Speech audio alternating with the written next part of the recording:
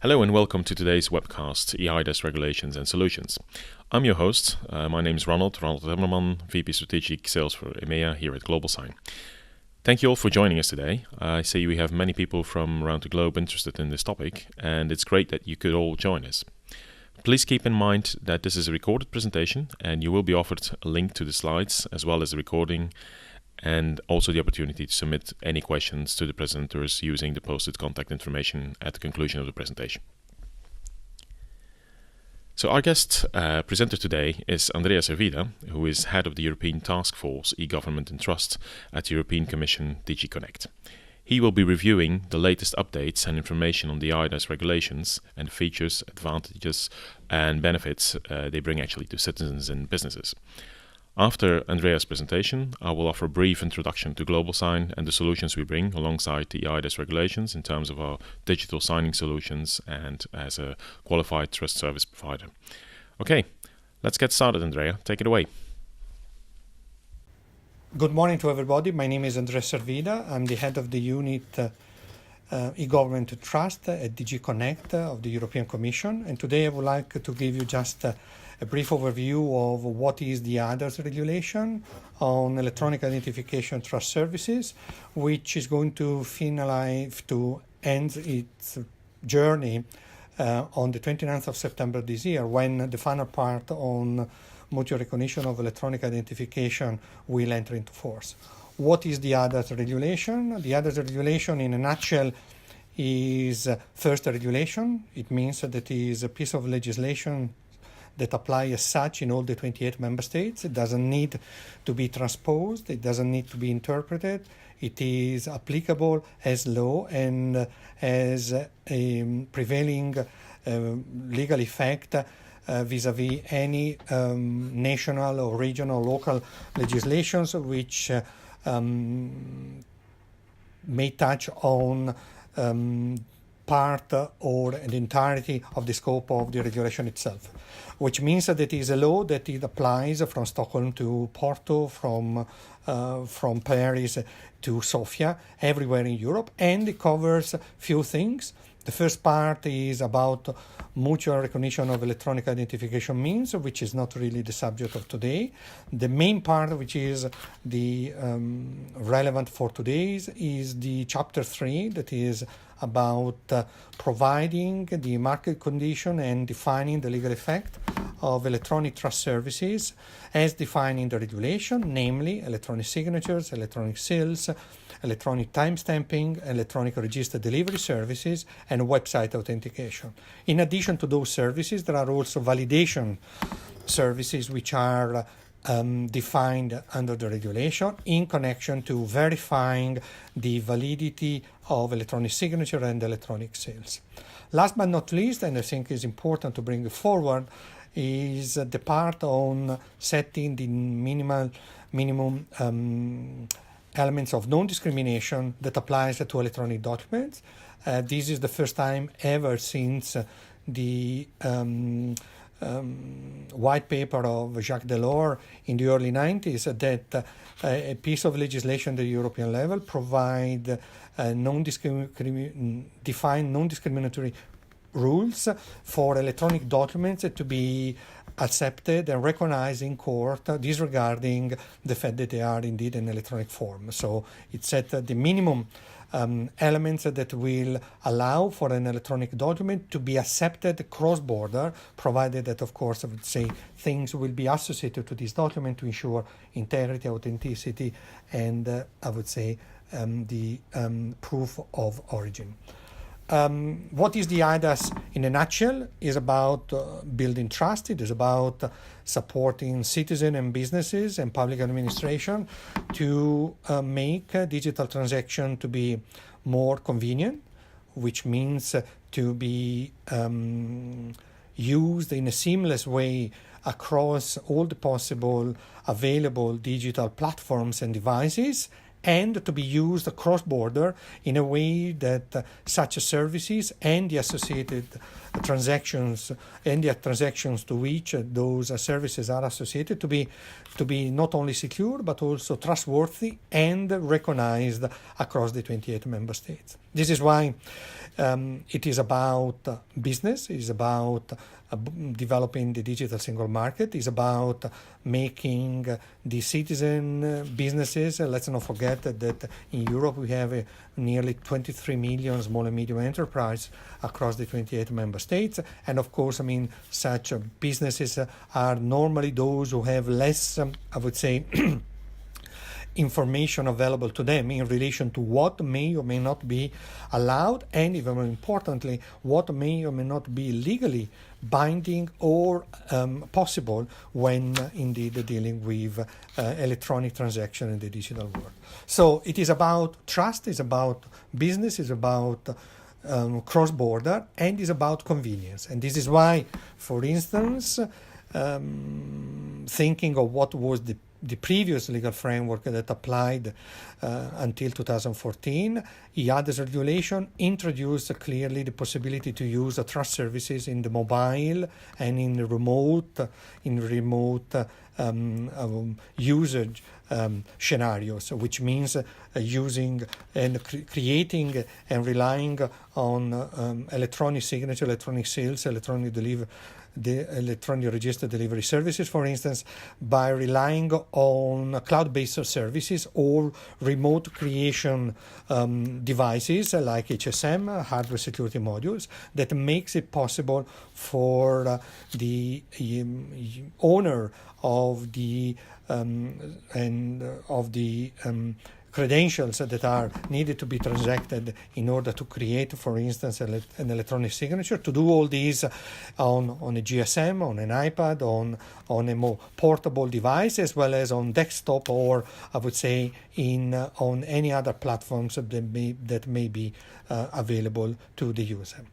Of course, these should not bring in any sense additional risk compared to the way in which the services may be provided, consumed, and access to in one or other type of digital platform. So this is why the regulation is defining very, I would say, baseline principles and rules for on the one hand, the provisioning of trust services in order to define what are the baseline conditions that the trust services as defined in the regulation should indeed meet in order to be trusted according to the eIDAS regulation, but even more importantly, to be possibly associated with a specific legal effect, which is indeed associated to the level of security and assurance of such services.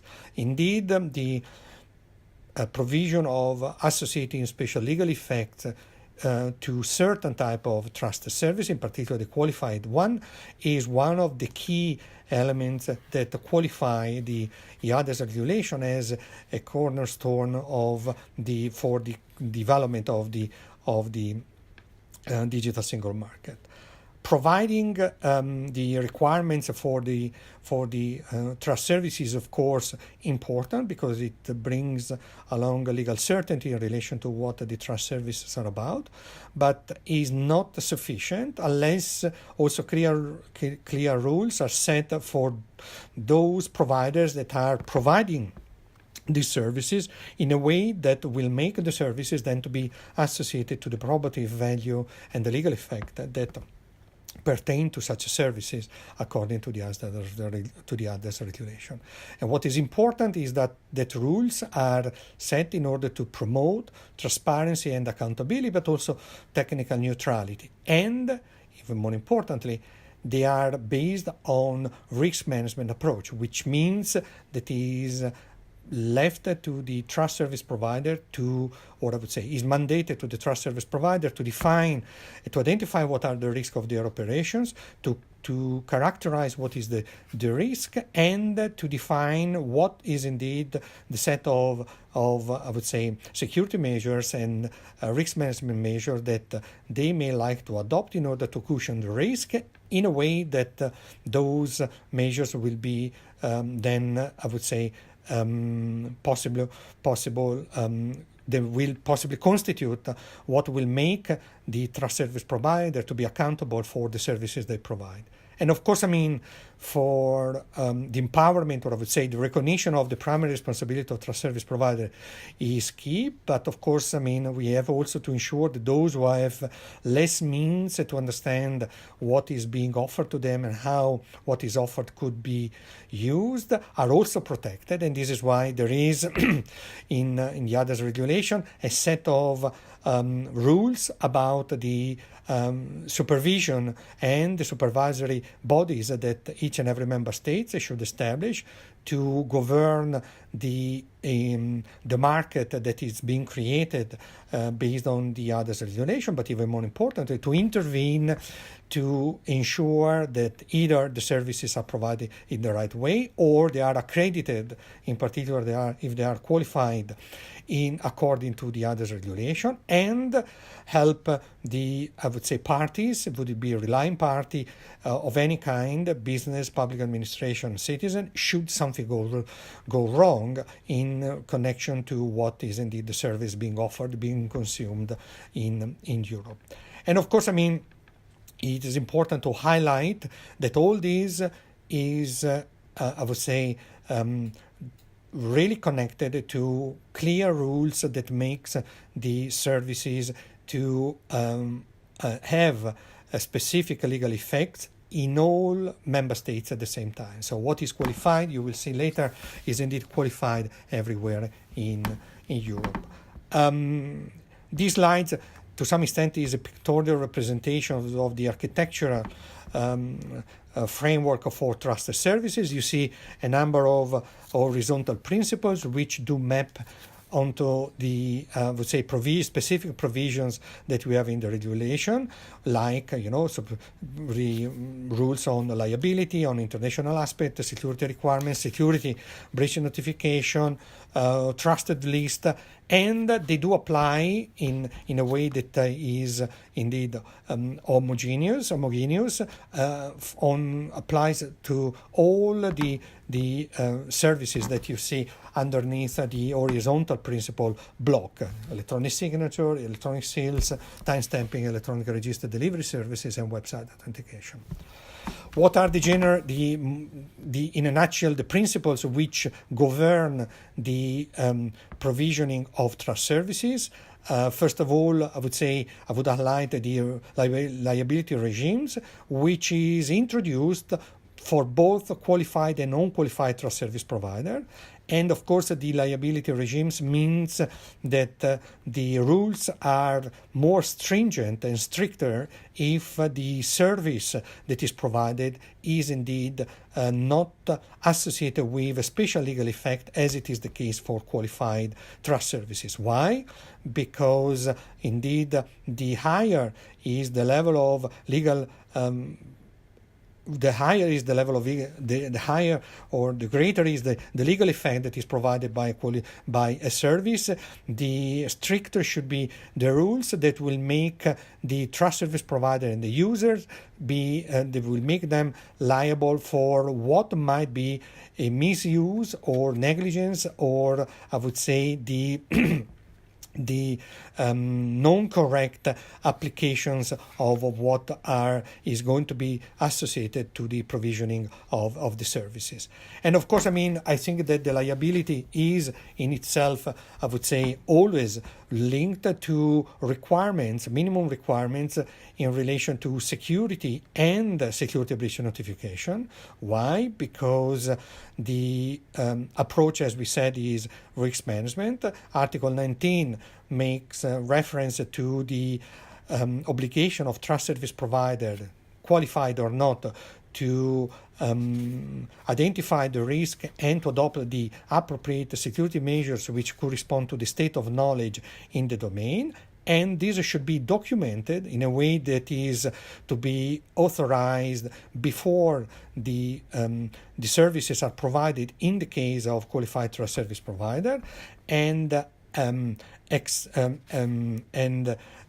post in the event that services which are not qualified may indeed be subject to investigation because of problems which are encountered by either the user or relying party in relying on those services.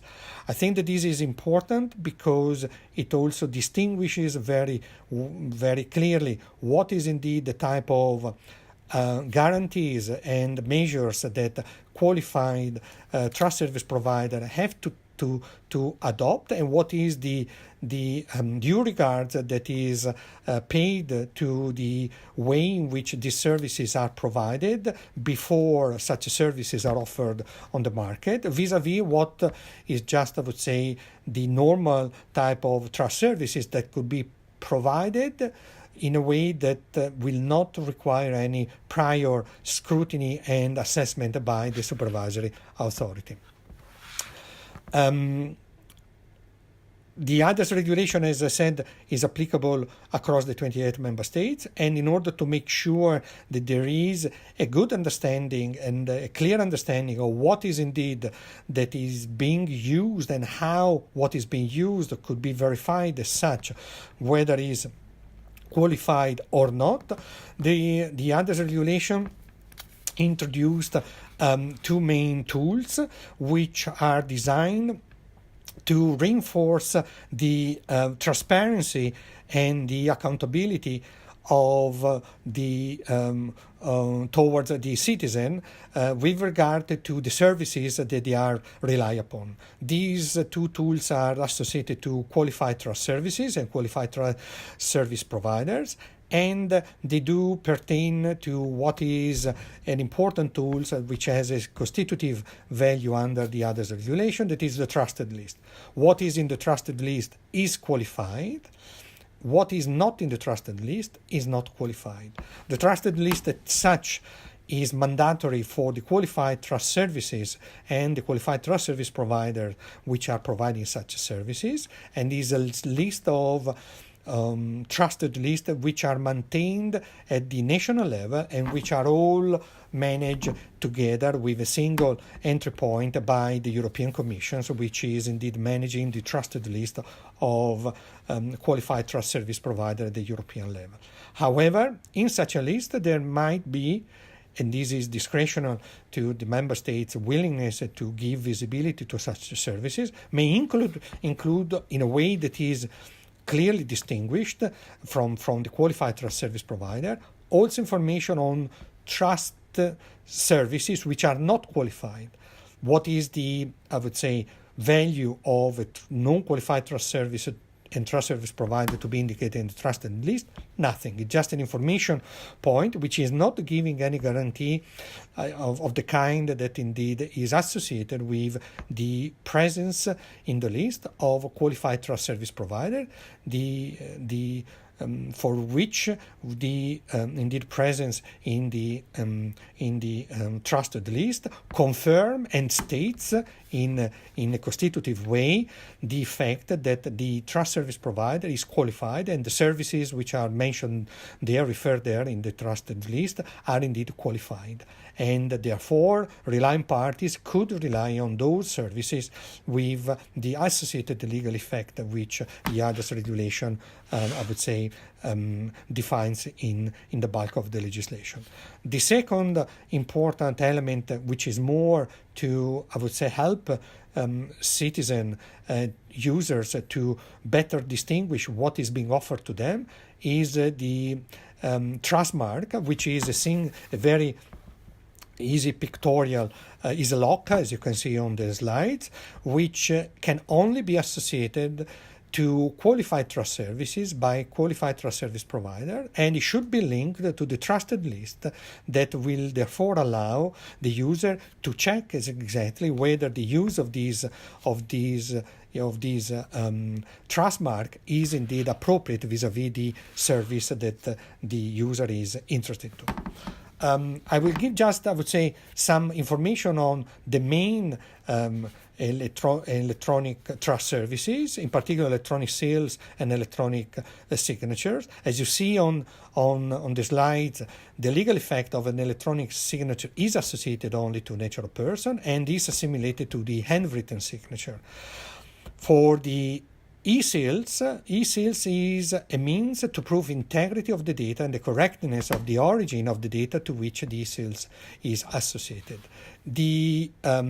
The recognition of qualified electronic signature and electronic seal is based on requirements which have to be verified in order to become to be qualified as such, and they do, I would say, define those services and those products as to be, I would say, to enjoy the presumption of equivalence to handwritten signature everywhere in Europe.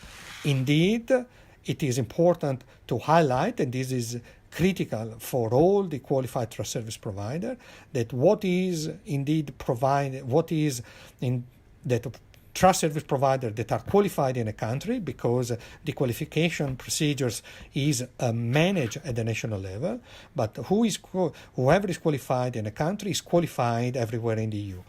Whatever service is qualified in a country is qualified across the EU, which means that in my case, I'm Italian, I have a qualified trust service provider that provides me, I would say, qualified electronic signature, and this qualified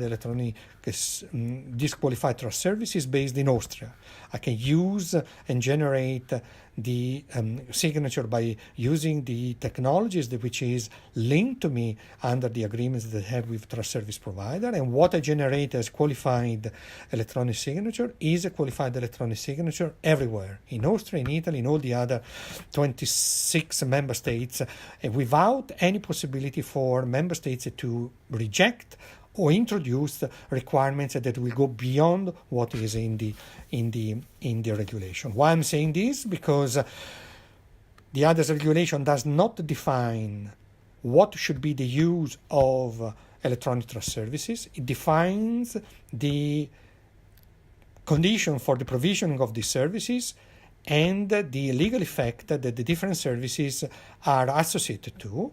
And it's up to the parties, in particular the user and the relying parties, to define, on the basis of risk management, what is indeed the best tools and service that may be relied upon for the transaction that they want to support. For instance, if we think of the issue in a banking environment, electronic mandates are cross-border by construction. If banks do not want to be challenged in relation to having the electronic signatures which is generated created in a country for a given mandate, if the banks would not like this to be challenged in the country, should something go wrong and in the country where they reside, then of course going for qualified electronic signature will, I would say, eliminate any possible legal risk associated to the recognition of the probative value of the signature in court should the dispute be happening.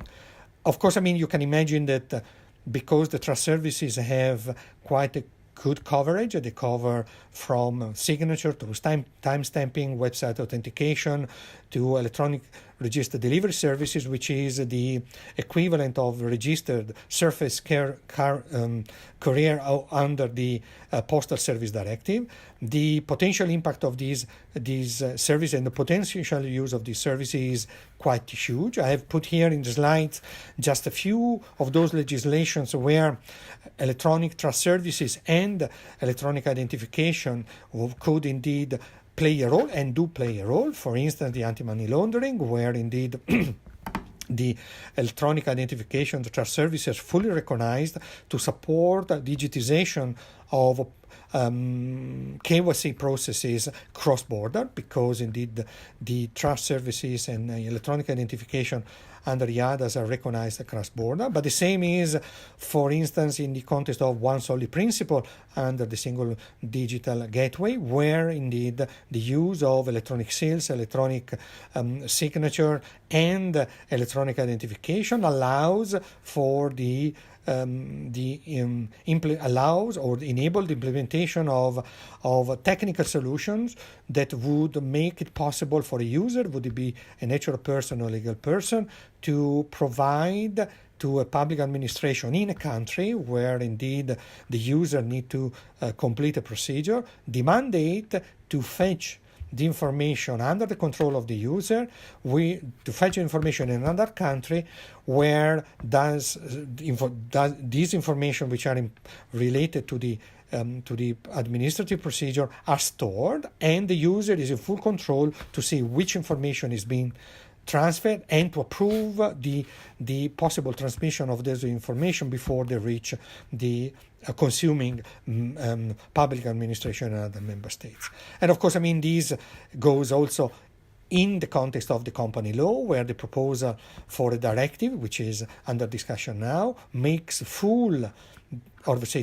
benefit of the eIDAS regulation, in particular electronic signature, electronic sales, electronic registered delivery services, and timestamping. Just a little information on the timestamping. Timestamping is actually the core technology for blockchain, and of course, the use, while blockchain give immutability of the transaction, the recognition of the transaction in terms of,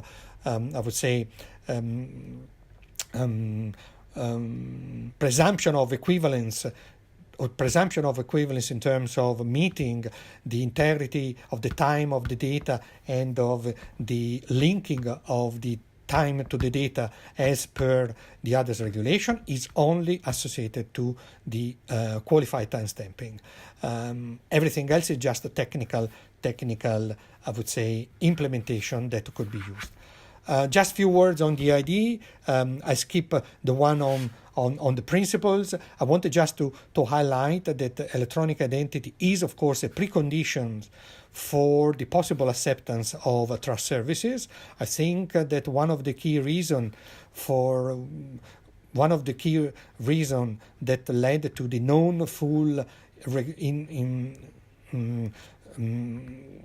recognition, the complete recognition of the directive of 99 on electronic signature was the fact that electronic signature was recognized as a minimum authentication, and being authentication of people, in particular identification of people, these elements to be critically linked to the citizenship that at the national level. It was very difficult for country A to recognize as authentic what is provided by country B, because the authentication process of citizen is completely different from one country to another.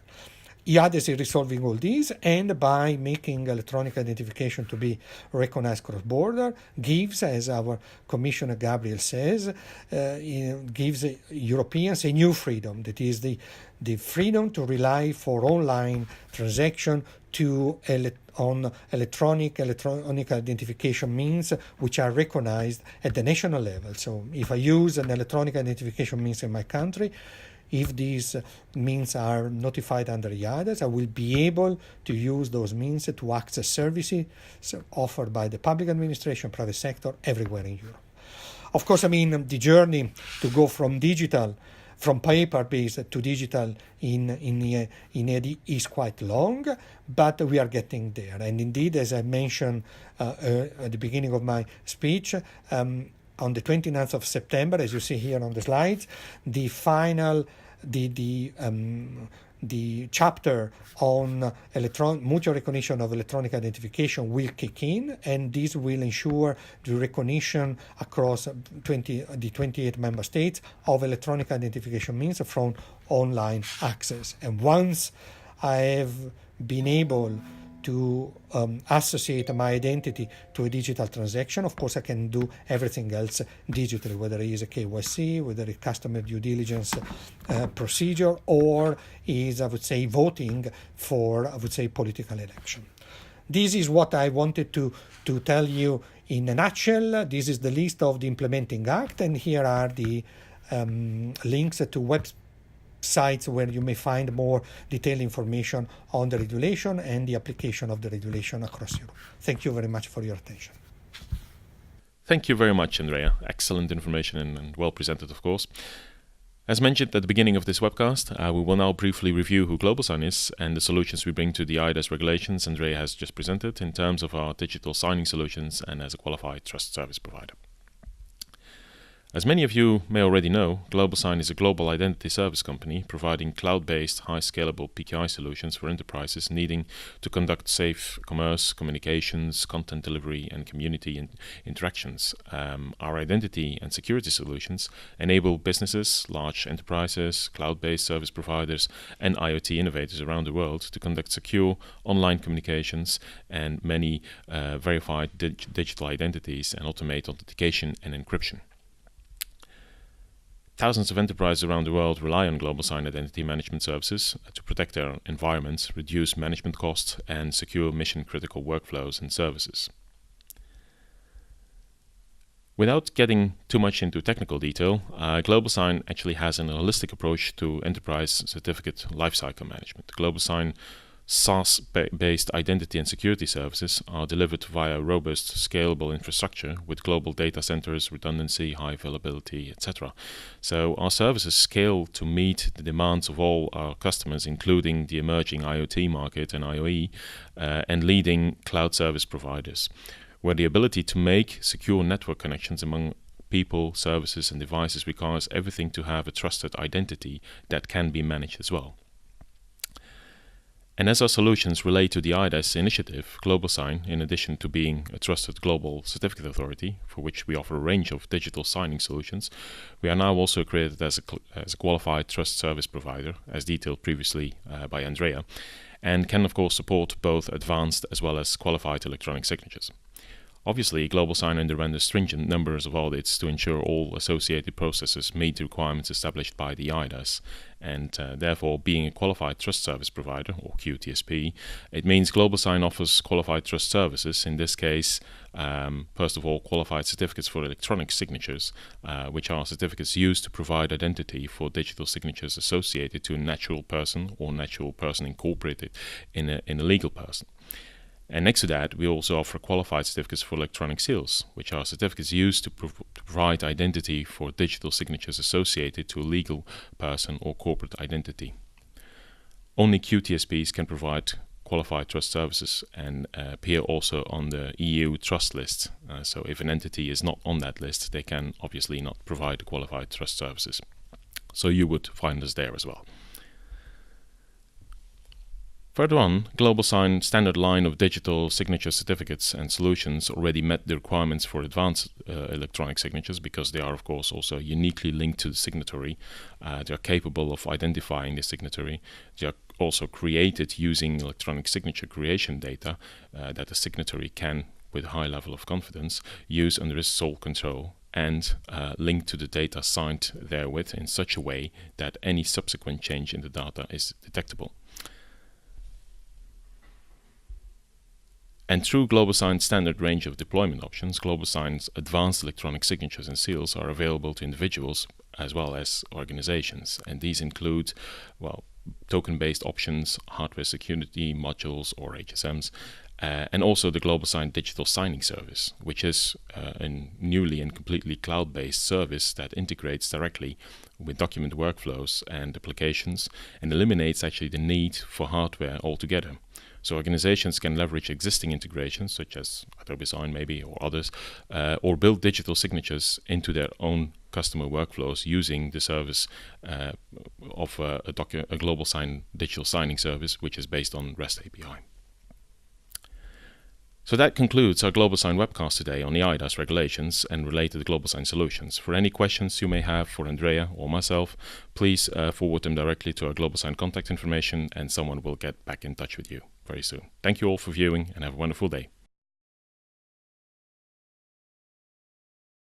Thank you for watching. For more GlobalSign videos on identity, cybersecurity and PKI, please follow one of the links on your screen. To keep up to date with the latest content, please don't forget to subscribe to our channel.